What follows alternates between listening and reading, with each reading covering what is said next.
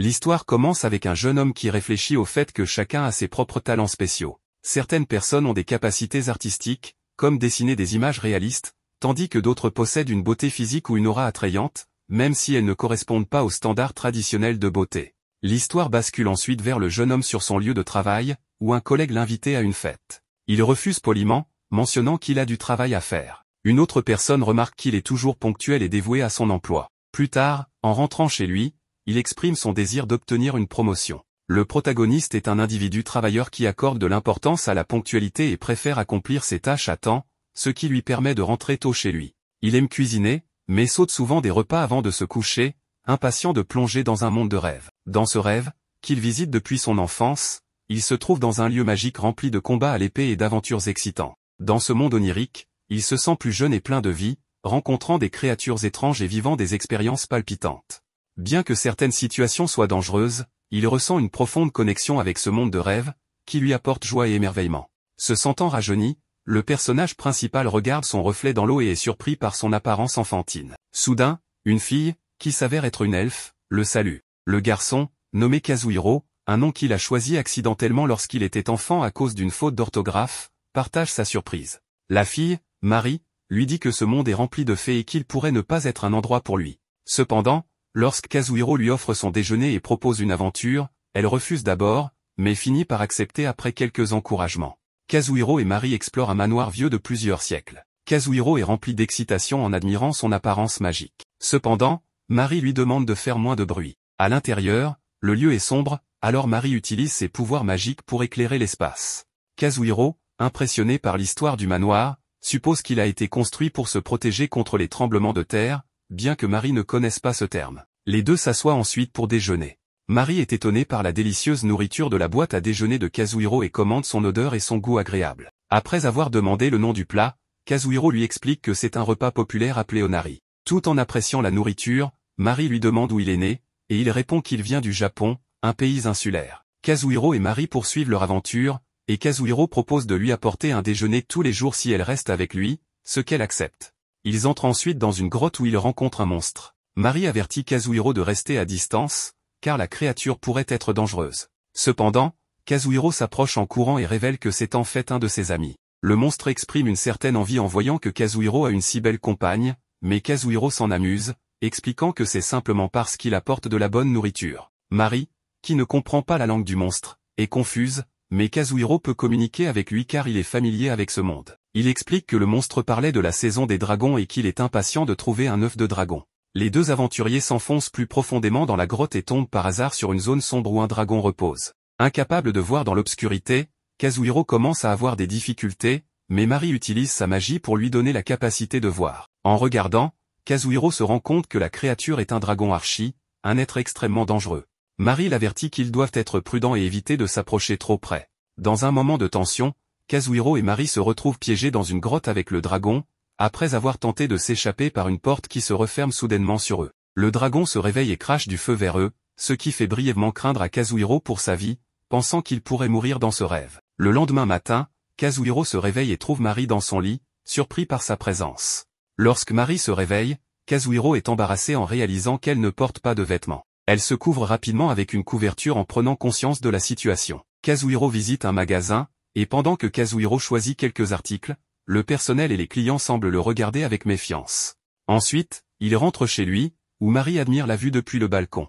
Elle demande à Kazuhiro où il se trouve, et il lui explique qu'ils sont au Japon, son pays natal. Marie est impressionnée par les grands bâtiments magnifiques et exprime son désir d'explorer davantage les environs.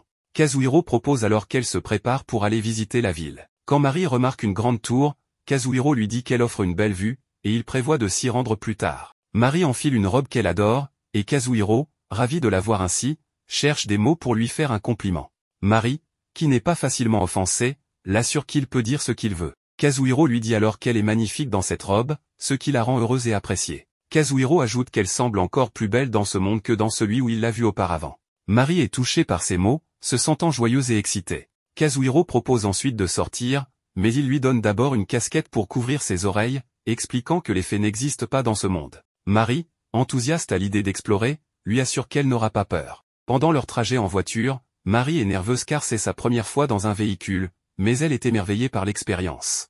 Ils arrivent dans un restaurant, où Kazuhiro commande à manger. Pendant qu'ils attendent, ils discutent de leur situation, se demandant s'ils sont morts dans leur rêve à cause de l'attaque du dragon. Kazuhiro rassure Mari en disant qu'ils sont encore en vie, mais qu'ils n'en seront sûrs que lorsqu'ils s'endormiront de nouveau et retourneront dans le monde des rêves. Pour l'instant, il l'encourage à profiter du temps qu'ils ont dans ce monde, car cela pourrait être temporaire. Kazuhiro se remémore comment Mari s'est retrouvée dans son lit après l'attaque du dragon, supposant que le dragon pourrait être la raison de sa présence dans ce monde. Il suggère que s'ils dorment de nouveau, elle pourrait retourner dans son monde réel, et ensemble, ils pourraient vaincre le dragon une fois pour toutes. Kazuhiro partage également comment son mode de vie, vivant principalement la nuit, a ralenti sa croissance physique. Plus tard, leur nourriture arrive, et Mari est ravie de voir à quel point elle est appétissante. Kazuhiro l'encourage à manger, et elle apprécie énormément le repas, ce qui remonte son moral. Après avoir terminé leur repas, Mari commente joyeusement qu'elle n'a jamais goûté une telle nourriture auparavant. Ils se rendent ensuite dans un parc entouré de cerisiers en fleurs, et Mari est enchantée par leur beauté. Elle exprime à quel point elle aime cet endroit, et Kazuhiro lui explique que c'est la période idéale de l'année pour en profiter. Tandis qu'ils admirent la vue sur un lac paisible, Mari remarque à quel point il est magnifique. Kazuhiro lui souhaite alors chaleureusement la bienvenue au Japon, l'appelant mademoiselle, ce qui la fait se sentir spéciale. Tous deux profitent de ce moment avant de rentrer chez eux. Les deux passent la journée ensemble et, à la tombée de la nuit, admirent la beauté des cerisiers en fleurs. Mari, captivée par la vue, se demande comment serait son monde sans les monstres, ce à quoi Kazuhiro répond qu'un monde sans monstres ferait face à d'autres défis. Malgré cela, Kazuhiro commence à apprécier la beauté du monde d'une manière qu'il n'avait jamais faite auparavant. Plus tard, Mari s'inquiète de ce qui pourrait se passer si elle ne parvient pas à retourner dans son propre monde. Kazuhiro la rassure en suggérant qu'ils pourraient explorer le Japon ensemble, visiter des sources chaudes, des châteaux et découvrir tout ce que le pays a à offrir. Mari trouve l'idée intéressante, mais Kazuhiro insiste sur l'importance de trouver un moyen de la ramener chez elle. De retour à la maison, Kazuhiro propose à Mari de prendre un bain et lui donne du savon en lui expliquant que cela lui procurera une agréable sensation. Mari, curieuse, apprécie le parfum plaisant du savon. Pendant que Kazuhiro prépare le dîner, il réfléchit à tout ce qu'il a appris sur Mari et à la manière dont leur lien s'est renforcé. De son côté, Mari, repensant aux paroles de Kazuhiro sur leur potentiel à vivre ensemble et explorer le Japon, rougit d'excitation. Après son bain, Mari est attirée par l'odeur délicieuse du repas que Kazuhiro est en train de cuisiner. Il lui annonce que le dîner est presque prêt et l'invite à s'asseoir à table. En voyant le repas, Mari est ravie, et en le goûtant, elle est émerveillée par sa saveur. Kazuhiro lui explique qu'il a préparé des escalopes avec des œufs, rien de très spécial, et qu'il reste des morceaux de poulet pour le lendemain. Mari, heureuse, savoure chaque bouchée du repas. Kazuhiro partage ensuite que, dans son monde, il ne peut emporter que des choses simples comme une boîte à lunch et de l'eau lorsqu'il voyage, rien de plus.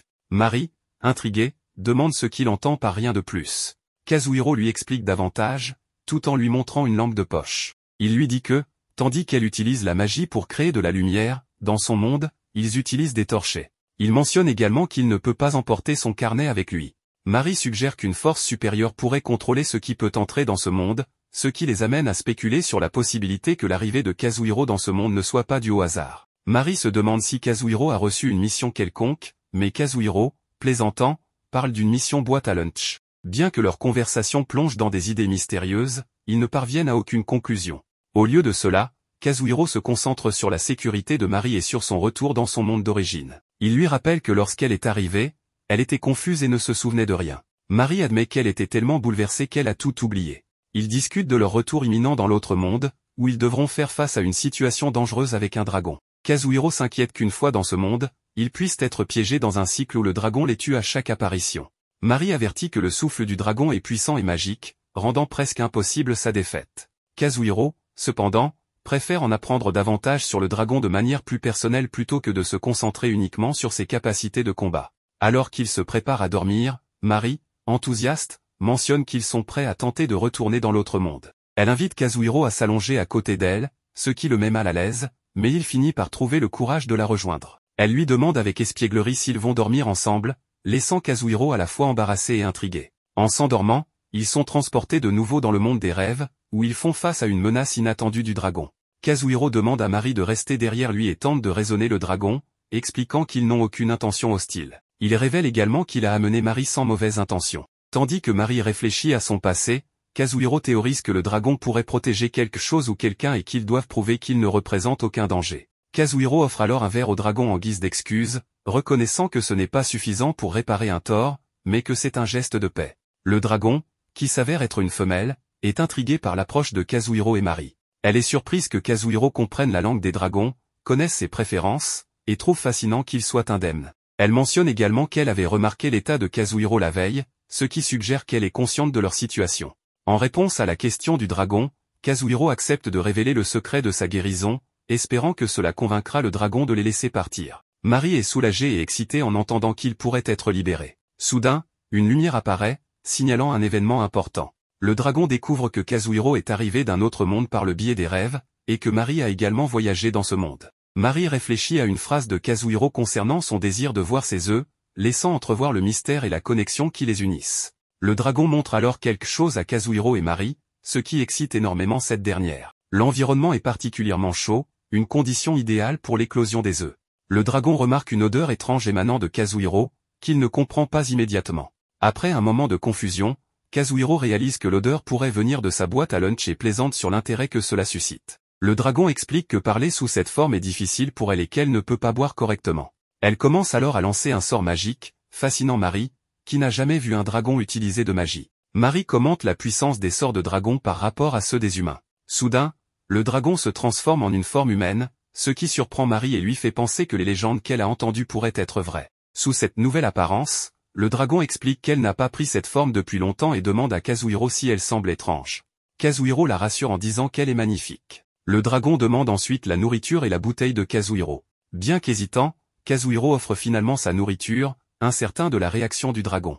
Le dragon insiste, expliquant qu'elle ne veut pas la manger mais seulement la tester. En échange, elle propose de donner à Kazuhiro une écaille magique capable d'améliorer considérablement ses capacités. Kazuhiro accepte, et le dragon savoure la nourriture avec enthousiasme. Elle goûte également une boisson qu'elle trouve délicieuse. Kazuhiro et Mari sont ravis de sa réaction positive. Le dragon, ravi d'avoir goûté quelque chose d'aussi bon, apprend que cette nourriture vient du monde de Kazuhiro et n'existe pas dans le leur. Elle avait initialement pensé qu'elle pourrait en trouver ici et avait même envisagé de conquérir un village pour cela. Cette révélation met Kazuhiro mal à l'aise, tandis que Mari se réjouit de la satisfaction du dragon. En échange de la nourriture, le dragon donne à Kazuhiro une pierre imbibée de son sang, un objet puissant et précieux. Quand Kazuhiro partage cette information avec Mari, elle se rend compte de l'importance de la pierre, et oblige Kazuhiro à l'échanger contre le repas. À la fin de leur rencontre, le dragon demande qu'il lui apporte encore plus de nourriture la prochaine fois. Kazuhiro est satisfait, mais Mari est perplexe quant à la raison pour laquelle le dragon leur a donné un objet aussi précieux en échange de nourriture. Mari parle des propriétés curatives du sang du dragon et à sa valeur inestimable. Bien que Kazuhiro suggère de le vendre à un prix élevé, Mari explique que cela soulèverait des questions sur son origine. Il apprend ensuite la chute d'une ancienne civilisation détruite après avoir tenté de voler des œufs de dragon. En représailles, le dragon avait ravagé la région, la rendant inhabitable. Après avoir survécu à cette rencontre, Kazuhiro se sent triste à l'idée que Mari ne l'accompagnera plus. Mais elle le rassure, affirmant qu'elle voyagera toujours avec lui. Elle exprime également son désir d'apprendre le japonais, ce qui rend Kazuhiro heureux. Après plusieurs jours, le protagoniste raconte que la vie aux côtés de l'elfe n'est pas si mauvaise. Il vient de rentrer du travail, et on peut voir l'elfe en train d'étudier le japonais grâce à un programme télévisé. Cependant, le protagoniste a encore du mal à s'habituer à l'idée de vivre avec un être inexistant dans ce monde, ce qui reste étrange pour lui. Il décide de préparer un repas avec de la viande hachée, profitant d'un bon prix. Alors qu'il cherche quelque chose dans le réfrigérateur, l'elfe le surprend en disant quelques phrases en japonais. Elle prend très au sérieux l'apprentissage de la langue et vise à la parler parfaitement en 2 mois, souhaitant l'étudier dans les 2 mondes. Plus tard, Mari est ravie du repas et de la boisson qu'il a préparé, impressionnée par la simplicité et l'aspect économique de la préparation. Alors que Kazuhiro fait la vaisselle, elle lui demande où se trouve le sang et l'écaille du dragon dans ce monde. Il répond qu'il n'en a aucune idée, mais qu'en revenant dans son monde, tout reste avec lui. Il suppose que lui et ses affaires deviennent invisibles pour éviter que quelqu'un ne les vole. L'elfe se demande s'il y a quelqu'un qui contrôle cette situation liée au rêve, et le protagoniste aimerait bien le savoir aussi. Mettant cette question de côté, il lui demande si elle veut faire quelque chose. Il souhaite l'emmener dans plusieurs endroits, mais Mari doit malheureusement travailler sur un rapport sur la magie ancienne et gérer une pile de tâches pour la guilde des mages. Le protagoniste comprend et, en parlant de magie ancienne, il lui demande si elle a déjà vu des pierres magiques. Mari répond que non, car elles ne sont qu'une légende. Cependant, en y réfléchissant, si les draconiens existent, peut-être que ces pierres sont réelles. Le protagoniste lui propose alors d'aller explorer une ancienne carrière de pierres magiques dont il a entendu parler. Mari accepte, mais insiste pour emporter plusieurs repas au cas où. Le soir, alors qu'ils se détendent, le protagoniste avoue qu'il s'endort plus facilement grâce à Mari. Il se souvient qu'elle veut apprendre le japonais en 2 mois, ce qui pourrait correspondre au temps qu'ils passeront ensemble. Curieusement, il ne veut pas se séparer d'elle. Au réveil, dans l'autre monde, il se prépare à visiter les ruines du Ja. Marie trouve cela insensé, car elle se trouve dans un autre pays et un voyage en voiture prendrait au moins une semaine. Mais Kazuhiro lui explique que, grâce à sa capacité de téléportation, cela ne pose aucun problème. Il lui demande de s'accrocher fermement, et ils descendent dans un espace étrange. Il explique qu'il se trouve dans un monde situé à un niveau en dessous de l'autre. Cette capacité, appelée train, lui permet de se téléporter sur de longues distances rapidement, bien qu'elle soit rare et presque exclusivement réservée aux marchands. Pour l'obtenir, il faut inscrire son nom sur une statue du dieu des voyages et recevoir la permission de voyager une fois par jour. Il précise qu'il y a des limites, il ne peut pas se rendre dans des lieux dominés par des êtres puissants comme un dragon, ou transporter trop de poids. L'elfe réalise alors qu'il la porte dans ses bras depuis un moment et, gêné, lui demande de la poser. Le voyage dure environ 20 minutes. Le protagoniste lui demande de rester près de lui, ne sachant pas ce qui pourrait arriver s'ils se séparaient. Une fois arrivé, Kazuhiro dépose une fleur en offrande sur une statue. Après avoir marché un moment, ils atteignent les ruines du Ja. Kazuhiro explique que, par le passé, des pierres magiques y étaient extraites pour fabriquer des objets magiques, ce qui en avait fait un centre de population prospère. Une grande forteresse avait été construite pour la protection, mais lorsque les pierres magiques ont disparu, la région est tombée dans l'obscurité. Selon des rumeurs, certaines personnes disent ressentir la présence de pierres magiques en visitant l'endroit. Marie, accablée par la chaleur, a du mal à continuer. Elle ne voit que des pierres ordinaires, des ruines, du sable, et ressent une chaleur étouffante. Elle veut abandonner, mais Kazuhiro l'encourage en lui parlant d'un oasis plus loin. Elle décide de continuer, espérant que cela en vaille la peine. Kazuhiro remarque que la chaleur l'affecte beaucoup et se demande si elle pourrait supporter l'été japonais. En arrivant près d'une montagne, ils sont surpris de voir des bâtiments et des maisons, semblables à une ancienne mine. Marie lui demande s'il est sûr qu'il y a des pierres magiques dans ces ruines. Kazuhiro répond qu'il n'en est pas certain, mais qu'il a le pressentiment qu'ils trouveront quelque chose d'intéressant. Enfin, ils atteignent l'oasis, et Marie est ravie de la fraîcheur qu'elle y trouve. Après avoir pris un bon repas dans une ambiance fraîche et avec une vue magnifique, Marie retrouve le moral. Elle s'excuse pour son manque de tolérance face à la chaleur, qui est difficile à supporter pour elle, mais elle remercie Kazuhiro de lui avoir permis de profiter de ce moment exceptionnel. Curieuse, elle lui demande quelles autres compétences il possède en dehors de la téléportation. Kazuhiro lui propose de les lui montrer via son panneau de statut, à condition qu'elle lui montre aussi le sien. Marie accepte, mais insiste pour qu'il garde cela secret, car au sein de la guilde des mages, ils passent leur temps à se comparer et à établir des classements, ce qu'elle trouve agaçant. Lorsque Marie découvre le niveau de Kazuhiro, elle est stupéfaite, il est de niveau 72, un niveau qu'elle n'a jamais vu auparavant. Cependant, Kazuhiro minimise son niveau, expliquant qu'il préfère vivre tranquillement sans trop se soucier de cela. Marie justifie son propre niveau inférieur par le fait qu'elle consacre beaucoup de temps à l'étude de différentes magies, ce qui ralentit sa progression.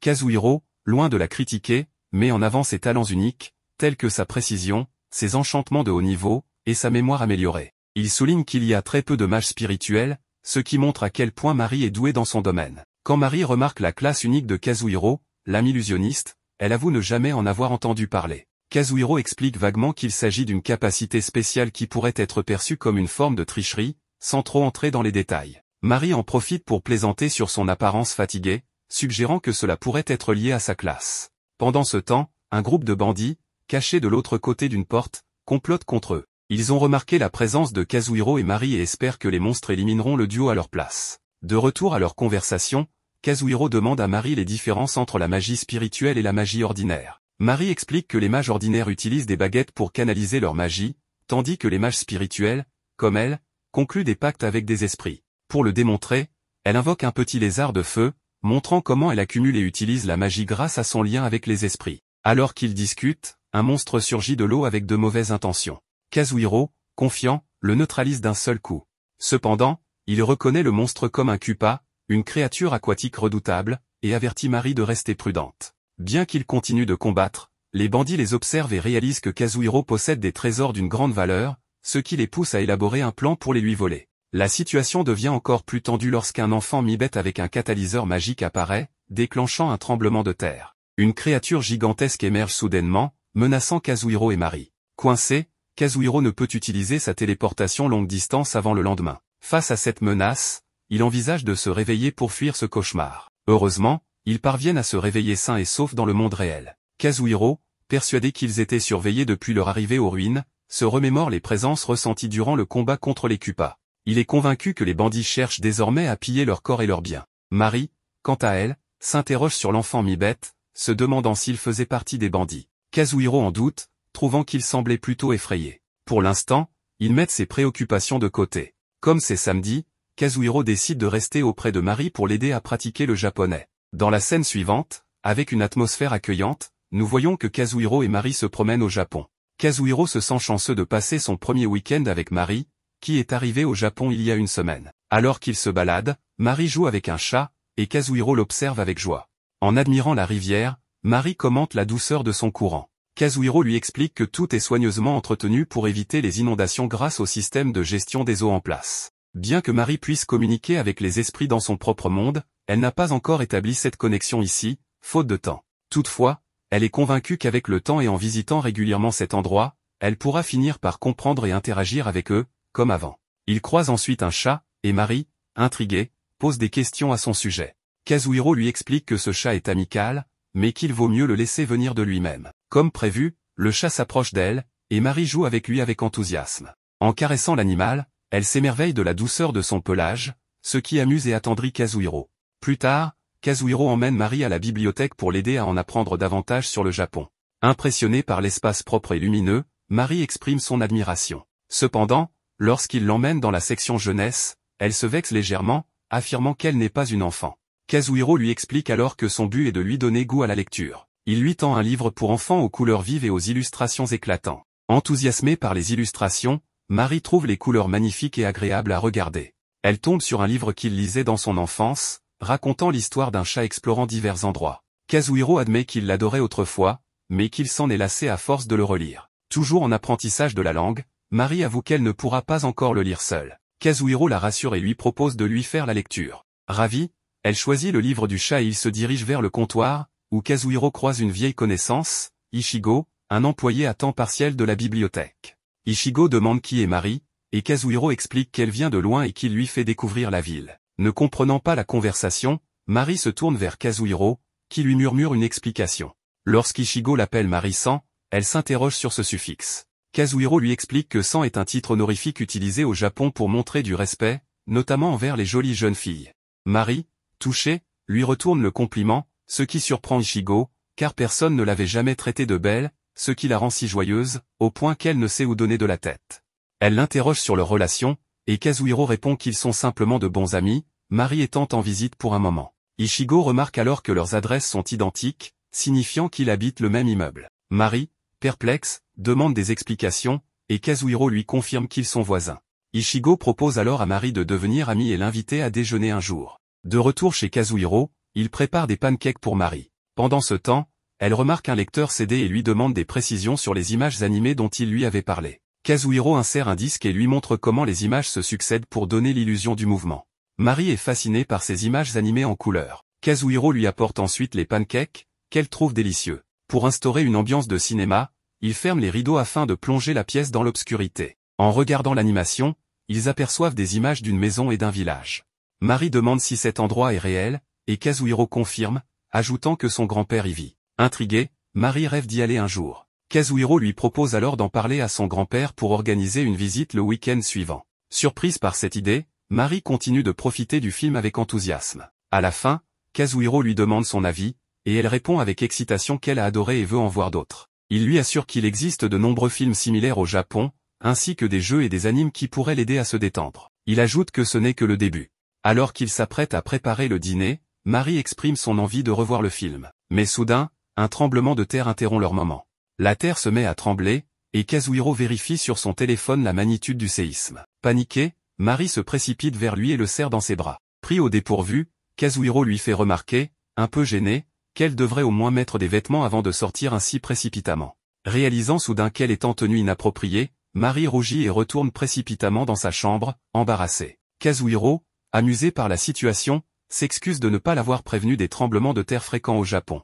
Plus tard, Kazuhiro prépare un repas avec des épices indiennes et invite Mari à goûter. Ravie, elle complimente la saveur explosive du plat, la comparant aux épices des régions désertiques d'autres mondes. Cette discussion les ramène à leur situation actuelle, et Mari se souvient soudainement du monstre qu'ils avaient rencontré auparavant.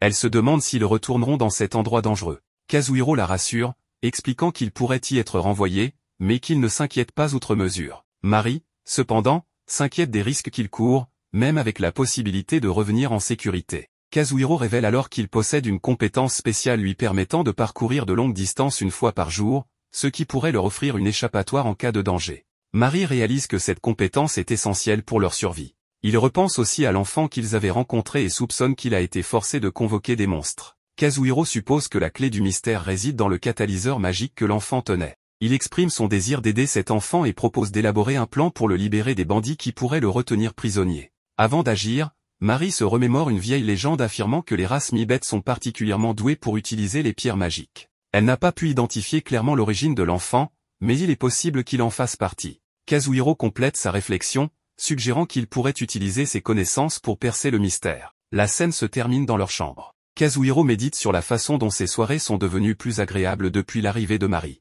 Il lit un livre emprunté à la bibliothèque tandis qu'elle s'endort paisiblement à ses côtés. Il songe que jusque-là, seul le monde des rêves l'avait réellement captivé. Même lorsqu'il vivait avec son grand-père, il ne prêtait pas grande attention au monde extérieur. Mais à présent, avec Mari à ses côtés, il sent que tout serait différent. La vue qu'il connaissait déjà prendrait un nouveau sens.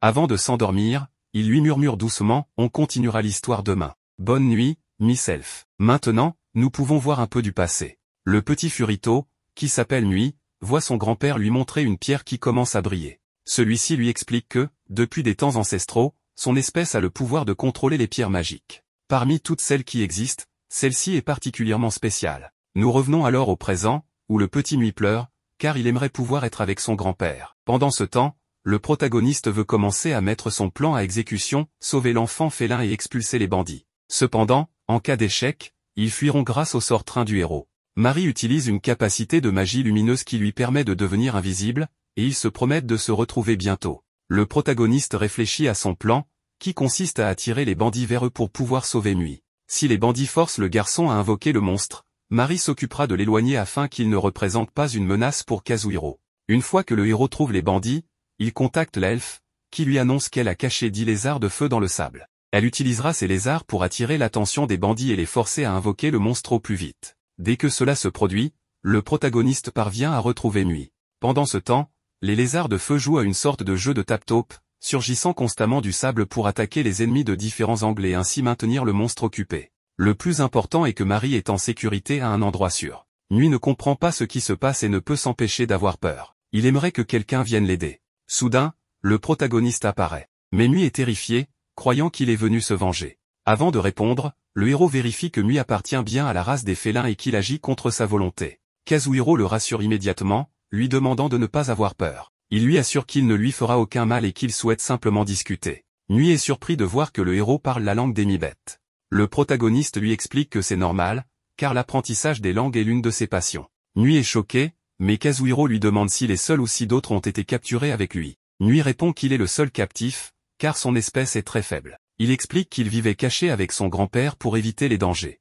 Ce dernier lui disait toujours que si les humains les trouvaient, il leur ferait des choses terribles. Un jour, ces maudits humains sont apparus, et ce qu'il redoutait tant s'est produit. Kazuhiro est désolé pour lui. Il aimerait en parler davantage, mais ce n'est pas le moment. Il propose alors à Nuit de fuir avec lui immédiatement. Nuit ne comprend pas pourquoi le héros l'aide. Kazuhiro lui dit que ce n'est pas un problème et lui demande s'il ne lui fait pas confiance simplement parce qu'il est humain. Après un instant d'hésitation, Nuit accepte son aide et lui demande de l'emmener loin d'ici. Il déteste utiliser la pierre pour invoquer le monstre et attaquer les voyageurs. Kazuhiro accepte, mais à ce moment-là, il est attaqué par les bandits. Le chef des bandits semblait attendre son retour, pensant qu'il possédait une capacité de téléportation pour fuir avec l'elfe. Kazuhiro lui répond que ce n'est pas tout à fait ça, mais il le supplie de retirer les chaînes de l'enfant. Le bandit lui propose alors un marché, il le laisse partir avec Nuit, mais en échange, il veut sa bourse au trésor. Kazuhiro est surpris que l'homme sache pour sa bourse, ce qui signifie qu'il possède une capacité de détection. Mais il refuse de traiter avec des bandits.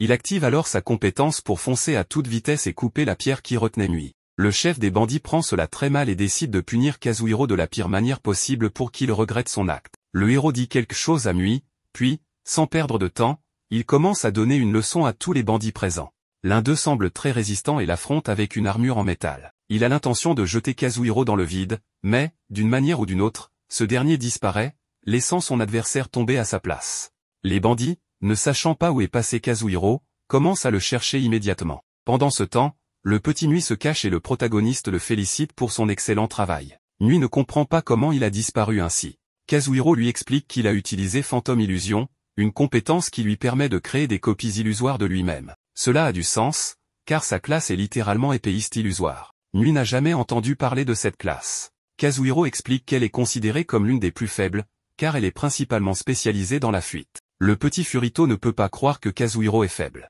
Mais le héros lui confirme que oui, car les monstres le battent régulièrement. Protéger les autres n'est pas son point fort. C'est pourquoi il lui demande encore une fois de bien se cacher pendant qu'il termine d'éliminer les ennemis. Le combat reprend et les bandits rencontrent de sérieux problèmes face à Kazuhiro.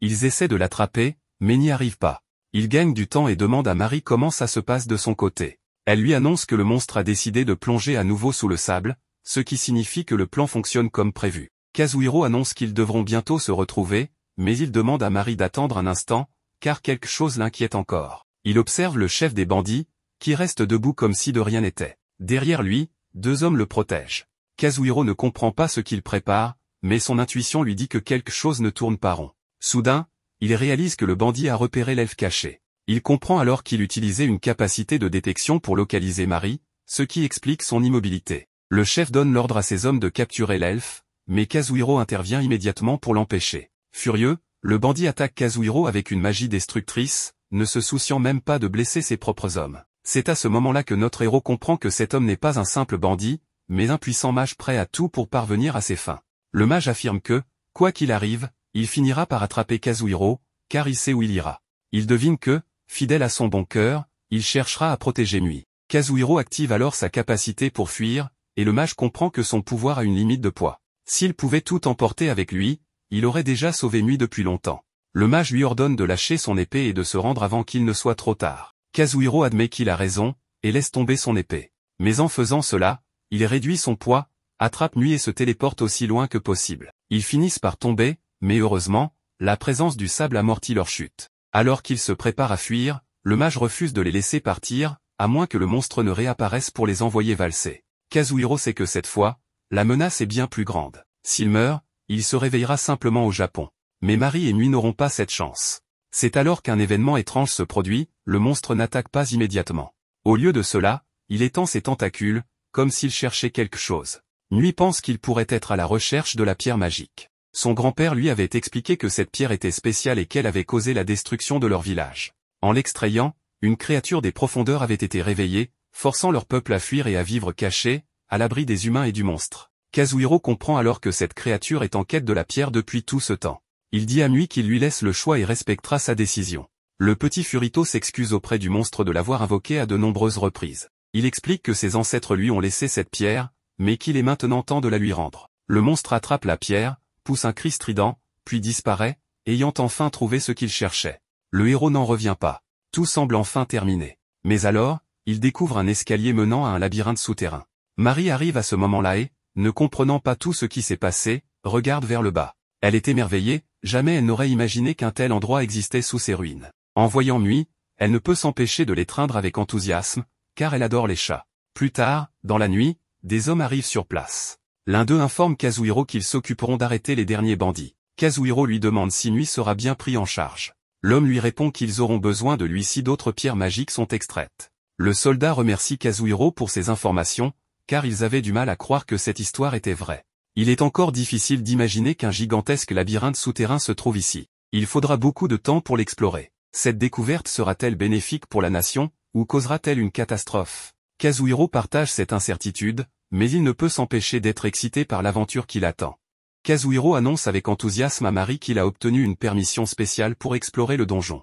Cependant, Mari refuse et lui demande pourquoi il veut y aller. Kazuhiro est intrigué par son hésitation, et elle explique que même s'il a la permission, elle pourrait ne pas être autorisée à entrer. Elle mentionne aussi que le donjon est mystérieux et potentiellement dangereux. Kazuhiro répond alors avec désinvolture qu'il comptait y aller avec quelqu'un d'autre. Mari semble surprise et lui demande si cela signifie qu'il ne veut pas y aller avec elle. Kazuhiro rit et la rassure en lui disant qu'il plaisantait, bien sûr qu'il veut y aller avec elle. En entendant cela, Mari rougit légèrement, mais accepte de l'accompagner. Dans un sac, un cristal en forme de cœur brille le même que le dragon leur avait donné. Pendant ce temps, ailleurs, le dragon est choqué de découvrir que quelqu'un a ouvert la porte du donjon.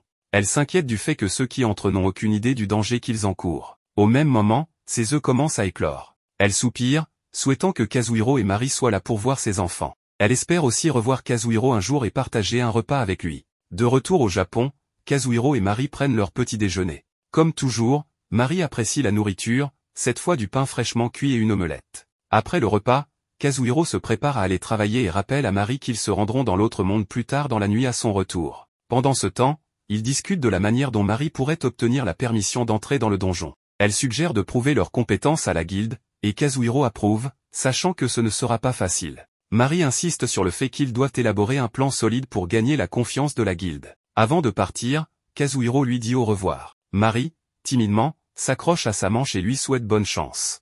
Kazuhiro lui sourit et s'en va. Restée seule à la maison, Mari décide de faire le ménage pour que tout soit impeccable. Ensuite, elle s'installe pour étudier, mais le temps passe vite et bientôt, c'est l'heure du déjeuner. Elle se dirige vers la cuisine, se souvenant des instructions précises de Kazuhiro sur la température et le temps exact pour réchauffer son repas au four. Elle suit soigneusement ses indications, règle le minuteur et attend. Cependant, elle devient impatiente et vérifie sans cesse la cuisson, se demandant quand ce sera prêt. Finalement, le minuteur sonne et le repas est parfaitement cuit. Elle s'assoit devant la télévision, regarde des dessins animés et savoure son repas. Son goût est délicieux, et elle savoure chaque bouchée. Pendant ce temps, Kazuhiro est en train de déjeuner au travail lorsque Mari lui vient à l'esprit. À ce moment-là, il reçoit un message de Kaoruko lui demandant s'il a aimé le livre illustré. Elle mentionne que c'était aussi son préféré. Kazuhiro répond que Mari l'a adoré, et ils continuent à discuter. C'est alors que Kazuhiro réalise que Kaoruko a en réalité été la première amie de Mari au Japon après lui. Ils décident de se rencontrer,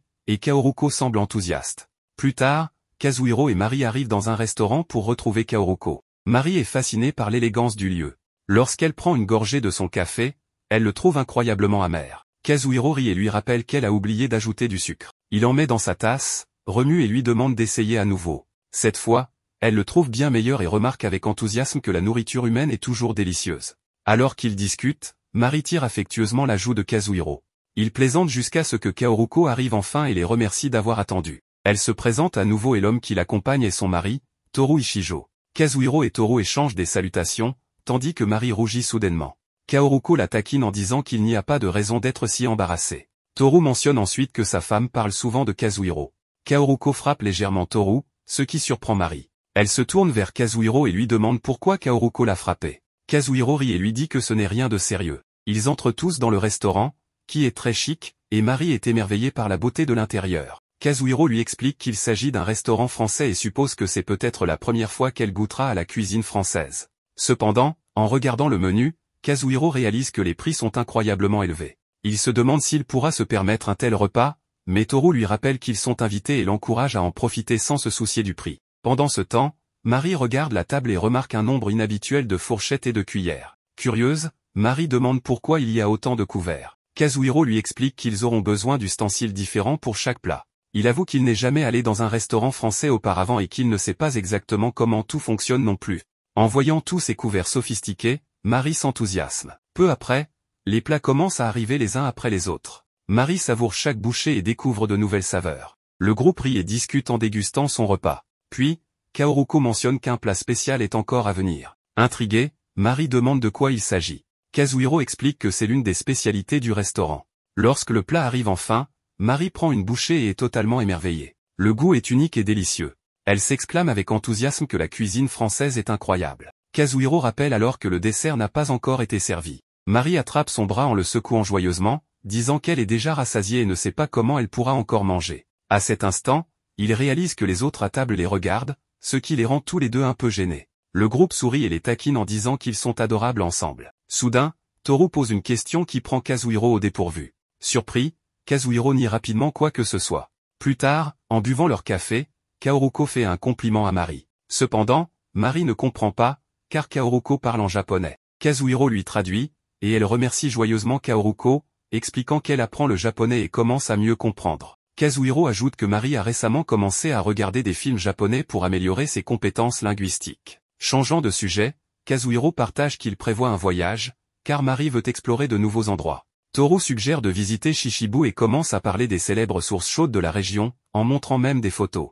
Curieuse, Mari demande ce que sont les sources chaudes. Kazuhiro explique qu'il s'agit de bains naturels connus pour leurs propriétés relaxantes et lui demande si elle aimerait y aller. Sans hésiter, Mari accepte avec enthousiasme. Toru propose immédiatement de réserver les billets, et ainsi, le plan est scellé. Alors que la soirée touche à sa fin, Kazuhiro exprime à quel point il a apprécié la journée, disant qu'elle était vraiment merveilleuse.